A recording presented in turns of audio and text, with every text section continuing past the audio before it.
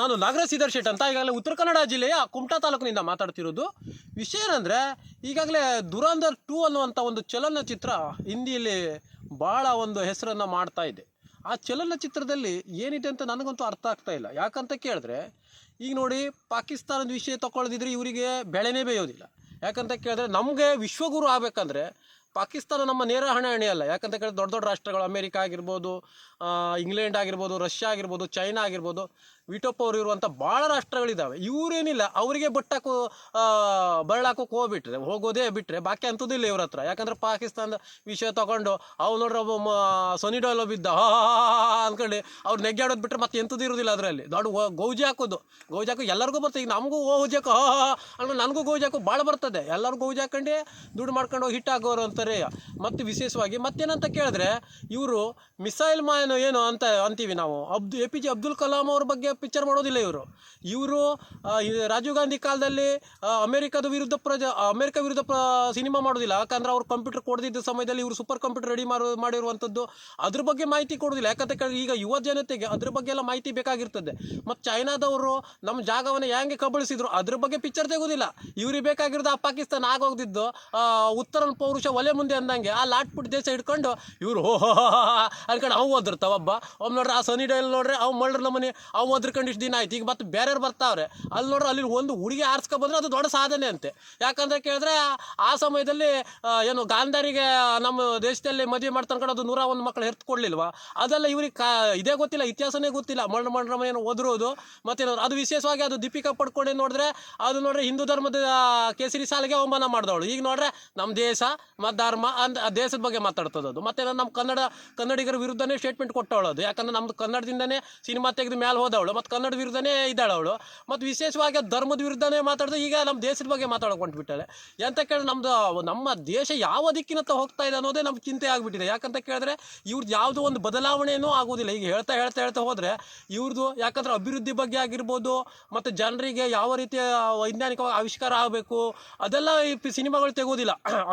ಅಬ್ದುಲ್ ಕಲಾಂ ಅವರ ಬಗ್ಗೆ ಆಗಿರ್ಬೋದು, ಮತ್ತೇನಂದ್ರೆ ಸೂಪರ್ ಕಂಪ್ಯೂಟರ್ ರೆಡಿ ಮಾಡಿದ್ರು, ಮತ್ತು ಇಂದಿರಾ ಗಾಂಧಿ ಅವ್ರ ಬಗ್ಗೆ ಅದ್ರ ಬಗ್ಗೆ ಸಿನಿಮಾ ತೆಗೋದು ಎಂಥದ್ದಿಲ್ಲ ಇವ್ರದ್ದು ನೋಡಿಬಿಟ್ರೆ ಏನಿಲ್ಲ. ಅದು ಅವ್ರಿಗೆ ಹೋಗ್ಕೊಂಡು ಕೆದಕರಾಗಿ ಮಾಡೋದು.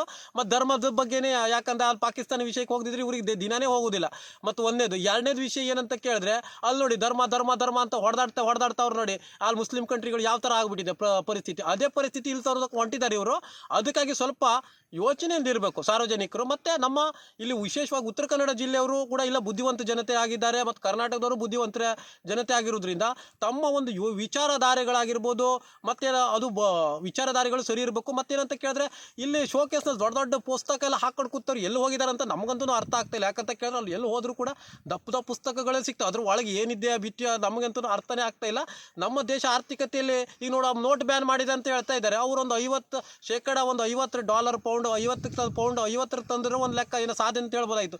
90 ಗಡಿ ದಾಟಿದೆ. ಇವ್ರು ನೋಟ್ ಬ್ಯಾನಿಂದ ಏನೋ ಒಂದು ಬೆನಿಫಿಟ್ ಆಗಿದೆ ಅಂತೆ, ಲಾಭ ಆಗಿದೆ ಅಂತ. ಇದು ಯಾರಿಗೆ ತಲೆ ತುಂಬ್ತಾ ಇದ್ದಾರೋ ನಮಗಂತೂ ಗೊತ್ತಾಗ್ತಿಲ್ಲ. ಯಾಕಂದ್ರೆ ನೀವು ಯಾರಿಗೂ ತಲೆ ಒಂದು ಬೂಸ ತುಂಬೋದು, ನಮ್ದು ಈ ಕರಾವಳಿ ಭಾಗದವರಿಗೆ ತುಂಬೋಕೆ ಭಾಳ ಕಷ್ಟ. ಯಾಕಂತ ಕೇಳಿದ್ರೆ ಇಲ್ಲಿ ನಾವು ಬಂಗಡೆ ಮೀನು ತಲೆ ತಿಂದು ಬೆಳೆದವ್ರು ನಾವು.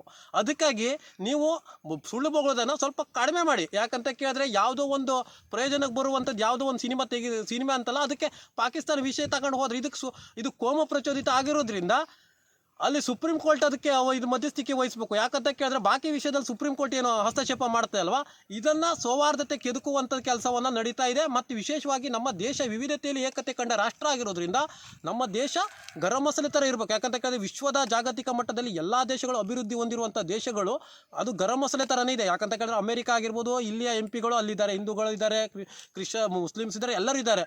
ಎಲ್ಲ ಅಭಿವೃದ್ಧಿ ಹೊಂದಿರುವಂಥ ದೇಶಗಳು. ಈಗ ಇಂಗ್ಲೆಂಡ್ನಲ್ಲಿ ನೋಡಿ, ನಮ್ಮದೇ ಹಿಂದೂಗಳೇ ಅಲ್ಲಿ ಅಧ್ಯಕ್ಷರಾಗಿದ್ದರು.